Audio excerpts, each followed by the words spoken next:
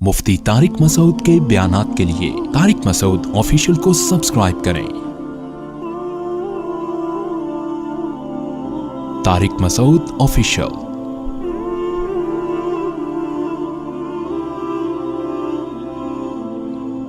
हज में बुनियादी इबादतें दो हैं।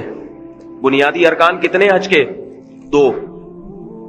बाकी चीजें उसके लवाजिमात में से हैं।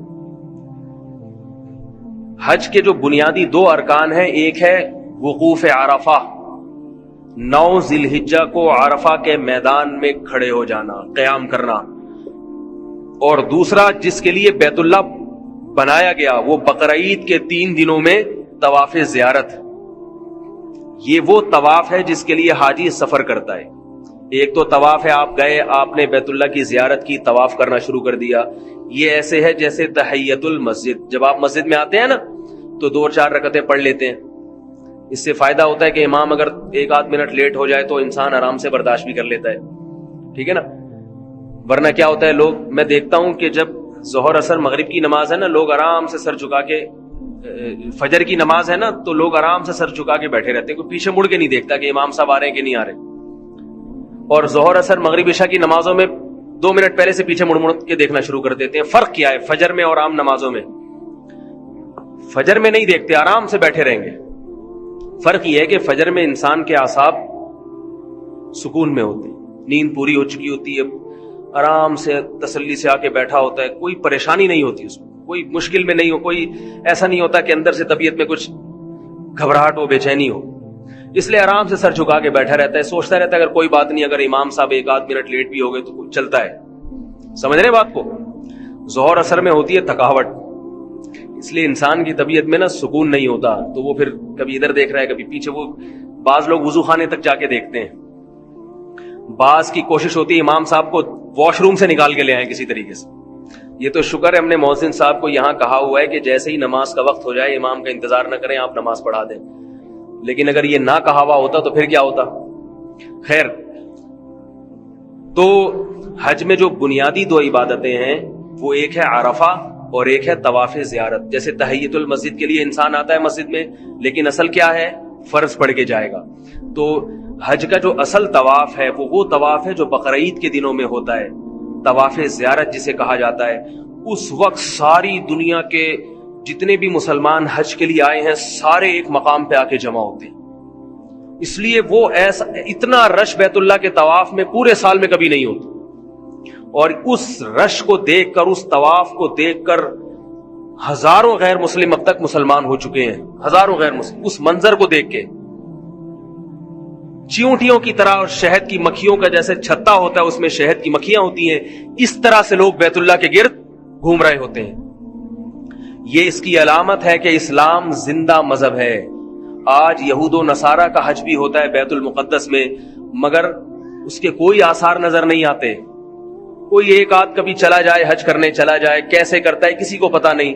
लेकिन जब आलम इस्लाम में हज के अय्याम आते हैं सारी दुनिया को पता चलता है। और इब्राहीम अलैहिस्सलाम ने जो निदा लगाई थी, यातीना मिन अला कुल्ली गामिरी यातीना मिन कुल्ली फज्जिन अमीक, ए अल्लाह ये हर किस्म की सवारियों पे नशेब व फरास को उबूर करके बैतुल्ला की ज़ियारत के लिए पहुंचे।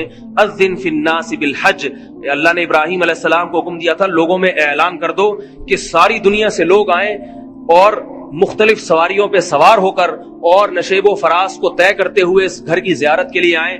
जिस वक्त इब्राहीम अलैहिस्सलाम को हुक्म दिया जा रहा था उस वक्त वहां घास का तिनका भी मौजूद नहीं था, कुछ भी मौजूद नहीं था, और कोई ऐसे मीडिया के जराए नहीं थे जो इब्राहीम अलैहिस्सलाम की आवाज सारी दुनिया तक पहुंचा दी जाती। अल्लाह ने कहा, ए इब्राहीम, आप इस ऊंट पे बैठ के बैतुल्ला की तामीर करते हुए सिर्फ ऐलान करें, इस ऐलान को सारी दुनिया के सारे इंसानों के कान तक पहुंचाना मेरी जिम्मेदारी है। वो ऐलान अल्लाह ने सारी दुनिया तक पहुंचाया और अय्याम हज में सारी दुनिया से परवाजें बैतुल्ला की ज़ियारत के लिए उड़ना शुरू हो जाती हैं। ये भी इस्लाम के हक्कानियत की एक अलामत है कि 1400 साल गुजर गए मगर इस्लाम तरो ताजा मजहब है, जिंदा मजहब है, इसकी तरावट आज भी नजर आ रही है। तो हज में जो है ना 2 चीजों पे ज्यादा जोर लगाना चाहिए जो हज के बुनियादी रुकन हैं। एक है वकूफ अरफा, अरफा में वकूफ करना। ये अगर किसी से रह जाए तो हज जाया हो जाए। اور دوسرا ہے طواف زیارت.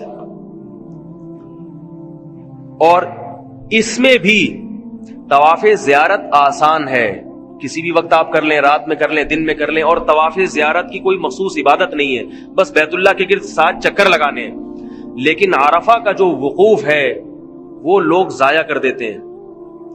عرفہ کا دن زوال سے لے کے غروب آفتاب تک یہ دعا کا وقت ہے. دعا، اس میں سب سے بہترین عبادت کیا ہے میرے بھائی؟ بولو بھائی. دعا.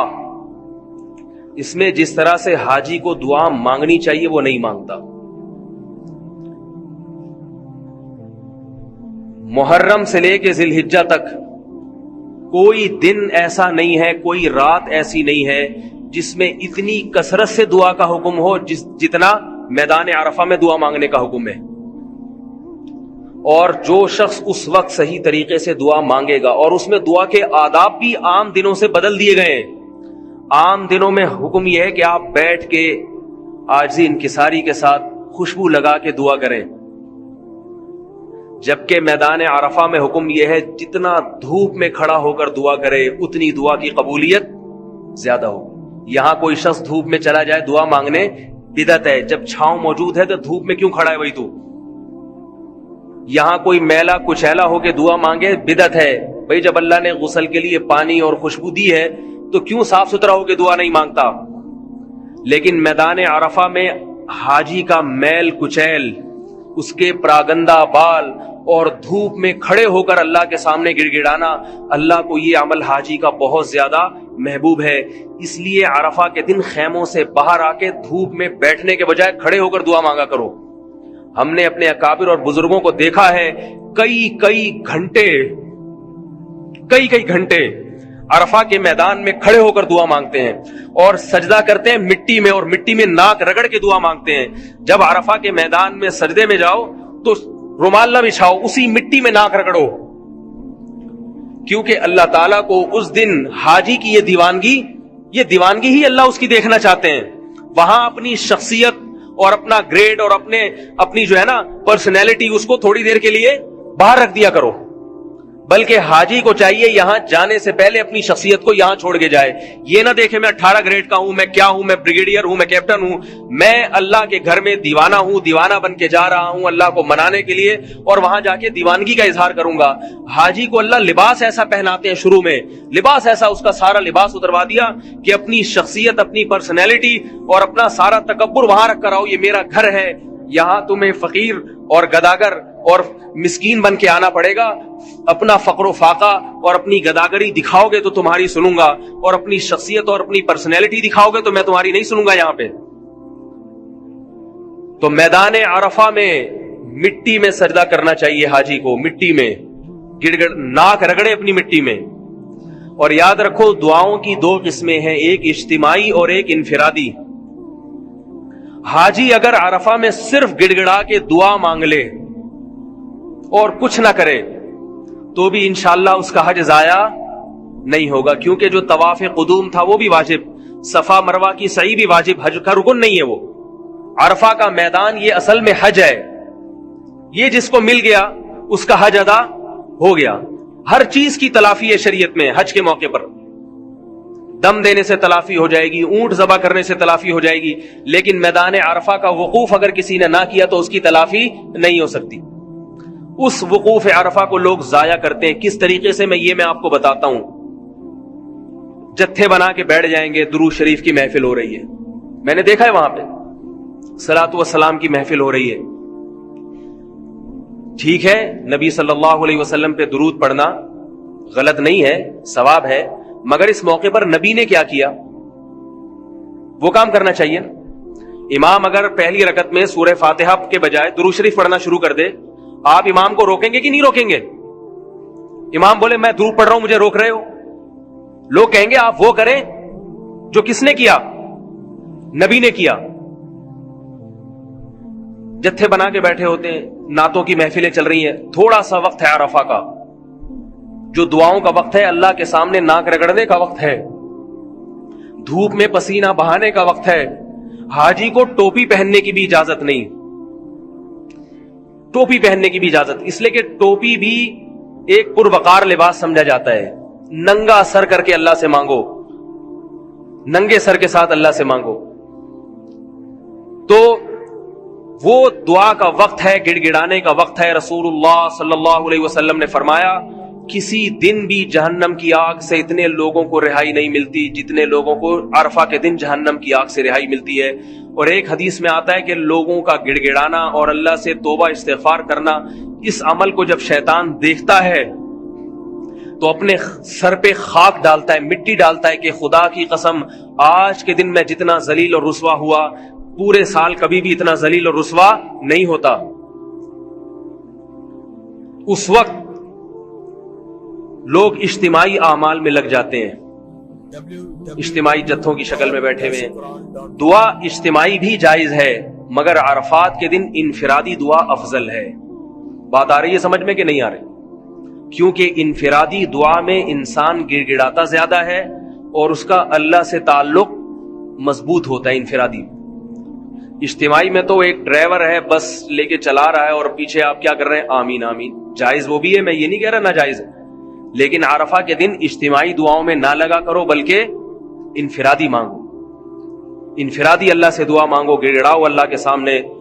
اور وہاں لوگ کیا کر رہے ہوتے ہیں, عرفہ میں ویڈیو بنا رہے ہوتے ہیں, اپنی گروپ فوٹو بنا رہے ہیں. یہ چھچھوری حرکتیں ہاکس بے کے لیے رکھو. سی وی یو جب جاتے ہو نا نہانے کے لیے, مسلمان چھچھورا بھی ہوتا ہے, پاکستانی تو ہوتے ہیں. یہ چھچھوری حرکتیں کہاں کے لیے رکھو میرے بھائی, سن لو نا, سمجھ میں آ رہی ہے بات. یہ جو چھچھورا بنا ہے نا, گروپ فوٹو, پھر مختلف اسٹائل سے تصویریں, میری بھی پروفائل پہ بعض لوگ تصویر ڈال دیتے ہیں, میں ڈانٹ کے ہٹواتا ہوں.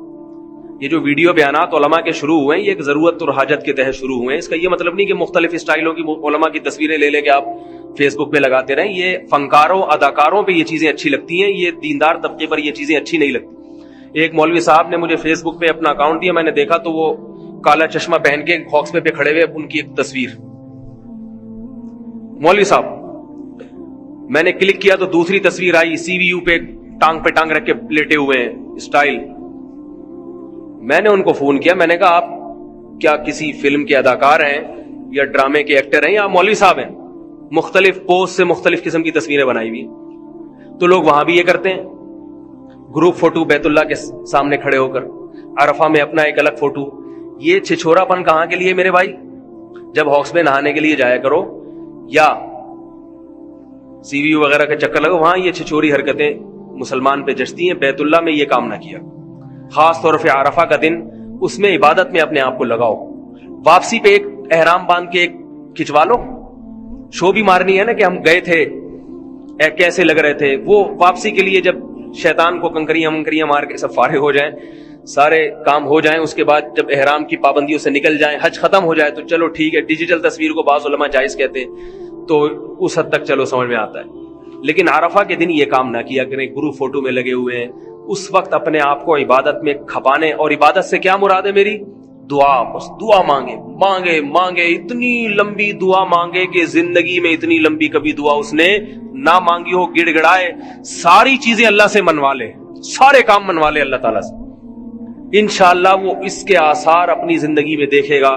رسول اللہ صلی اللہ علیہ وسلم نے فرمایا حج مبرور کی جزا اللہ کے ہاں سوائے مغفرت اور جنت کے کچھ بھی نہیں ہے. اور جو حج کرتا ہے صحیح آداب کے ساتھ, فلم یرفث ولم یفسق, دو چیزیں بتائی نبی نے, ایک فسق و فجور سے کام نہ لے, ایک فحش گوئی نہ کرے. فحش باتیں, اپنی بیوی سے بھی شہوت کی باتیں کرنا احرام کے دوران جائز نہیں ہے. بیوی سے بھی بد نظری کرنا, وہاں جا کے لڑکیوں کو دیکھنا, عورتوں کو دیکھنا, بہت سخت پابندی ہے. اللہ کا گھر ہے, اس کے آداب بھی اتنے ہی سخت ہیں. اور ایک بات اللہ نے قرآن میں اور بتائی, فلا رفث ولا فسوق ولا جدال فی الحج, فرمائے رفث بھی نہیں, بے حیائی بھی نہیں, فسق و فجور کی کوئی گناہ کا کام بھی نہیں, اور جدال بھی نہیں, جھگڑا بھی نہیں ہے. حج میں جھگڑنا نہیں ہے, جھگڑنا نہیں. کوئی حاجی کا پاؤں آ گیا آپ کے پاؤں کے اوپر, تیز بات میں جواب نہیں دینا, صبر کرنا ہے, صبر. ٹریول ایجنسیاں حاجی کے صبر کا بڑا ناجائز فائدہ اٹھاتی ہیں, پھر میں یہ کسی وقت بتاؤں گا. تو آپ نے ٹریول ایجنسیوں کی جو بد اخلاقیاں ہیں اس پہ صبر بھی کرنا ہے, اور پھر آگے ان کو منہ توڑ جواب بھی دینا ہے. کیونکہ جواب نہیں دیں گے تو اگلے سال وہ حاجیوں کے ساتھ اس سے زیادہ برا سلوک کریں گے. جب وہ برا سلوک کرتے ہیں تو حاجی کو جب غصہ آتا ہے تو وہ کہتے ہیں حج میں کیا ہے, لڑنا نہیں ہے, جھگڑنا نہیں. اپنے بارے میں احکام الگ ہیں ان کے. اپنے بارے میں تو یہ بھی سوچنا چاہیے نا کہ حاجی کو پریشان کرنا بھی نہیں ہے شریعت میں. جو حاجی سے معاہدے کیے تھے آپ نے, کس ہوٹل میں رہائش ہوگی, کیا کھانا ہوگا, وہ معاہدے پورے کرنا واجب ہے, وہ تو پورا کرتے نہیں. جب آپ کو پریشان کرتے ہیں, آپ جب ٹریول ایجنسی والے سے لڑتے ہیں, حج ایجنسی والے سے کہ بھئی یہ تو کیوں, تو فوراً کہتا ہے قرآن کی آیت اس نے یاد کی بھی ہوتی ہے, وَلَا جِدَالَ فِی الْحَجِّ میں لڑنا جھگڑنا نہیں ہے. تو آپ وہ آیت سن کے چپ ہو جائیں, بولے واقعی نہیں لڑنا. تو اللہ نے حج کے بعد لڑنے کی اجازت دی ہے. اس کا موبائل نمبر, اس کا وہ سب چیزیں آپ کے پاس ہوں گی. یہ میں آپ سے اللہ کا واسطہ دے کے کہتا ہوں, ان کو بعد میں چھوڑا نہ کریں یہ لوگ. جب حج مکمل ہو جائے تو یہاں آ کے اس کو پکڑیں, اس کی کٹ لگائیں اچھے طریقے سے, تاکہ وہ آگے حاجیوں کے ساتھ پھر وہ آیت نہیں پڑے گا کہ حج میں لڑنا نہیں. بولے اب حج ختم ہو گیا ہے. اب کیا ہو گیا ہے, حج ختم ہو گیا. لوگ کیا کرتے ہیں, اتنی ٹینشن میں 40 دن رکھا ان کو, لوگ بیچارے حج کی وجہ سے صبر کرتے ہیں, اور کرنا بھی چاہیے, شریعت کا حکم ہے. واپسی پہ آ کے لوگ کہتے ہیں چھوڑو اب تو ہو گیا, بس چھوڑو, کیا کرنا. چھوڑے نہیں, آپ اگلے حاجیوں کے لیے پہلے سے زمین ہموار کریں اور اس کی جا کے ٹھکائی لگائیں. اور یہ میرا کلپ سنا بھی دیا کریں, ایک بنا لیں, اور یہ جتنے بھی ٹریول ایجنسی والے ہیں نا, ان کو سنا بھی دیں, تو آگے سے انشاءاللہ یہ ڈر کے رہیں گے. تو بھائی حج میں لڑائی جھگڑائی نہیں ہے, حج میں دعا زیادہ مانگنی ہے اللہ تعالیٰ سے. بہت سے لوگ ماشاءاللہ یہاں سے بھی حج کے لیے جا رہے ہیں, اور بہت سے لوگوں کے فون آتے رہتے ہیں کہ حج پہ کوئی بیان ہونا چاہیے. بیانات پہلے بھی بہت زیادہ میرے حج پہ ہو چکے ہیں, آج بھی میں نے ارادہ کیا تھوڑا سا بیان کروں. بس اس کا خلاصہ یہی ہے کہ حج دیوانگی کا نام ہے, وہاں جا کے اللہ سے اللہ کی محبت کا اظہار بھی کرنا ہے, اور اللہ سے اللہ کی محبت مانگنی بھی ہے. وہاں جا پہ شاپنگ بھی کر سکتے ہیں آپ, حلال ہے آپ کے لیے, مگر شاپنگ کے لیے جا نہیں رہے. لوگ بیت اللہ کی عبادت چھوڑ کے, ہم نے اپنے بزرگوں کو دیکھا ہے 6-6 7-7 گھنٹے بیت اللہ کے سامنے جا کے بیٹھ جاتے تھے, بس کوئی عبادت نہیں, بس بیٹھ گئے. بھئی اللہ کا گھر ہے, یہاں کے بیٹھ جاؤ. ماں باپ جب بوڑھے ہوتے ہیں ان کو خوشی ہوتی ہے ہمارا بچہ رہنے کے لیے ہمارے پاس آ جائے, کوئی بھی خدمت نہ کرے, بس جی بیٹی آئی ہوئی ہے رہنے کے لیے, بیٹا آیا ہوا ہے رہنے کے لیے. ہوتی ہے کہ نہیں ہوتی؟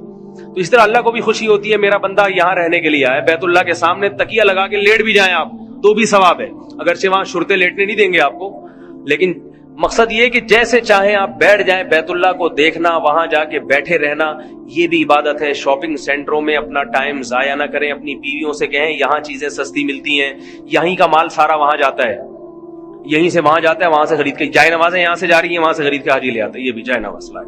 مجھے تو لگ رہا ہے کھجوریں بھی لیاری سے جا رہی ہیں, تو کھجور دیکھ لیا کریں یہ مدینہ کی ہے بھی یا نہیں ہے. یہیں سے کھجور جا کے یہیں سے گھما کے لے آتے ہیں, جی وہاں کی کھجور ہے.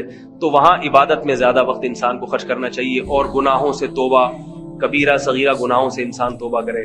اللہ تعالی ہم سب کو حج کی سعادت نصیب فرمائے, اور جن لوگوں نے حج کا ارادہ کیا ہے ان کے لیے حج کو آسان بھی فرمائے, اور حج کو تمام آداب کے ساتھ بجا لانے کی توفیق عطا فرمائے.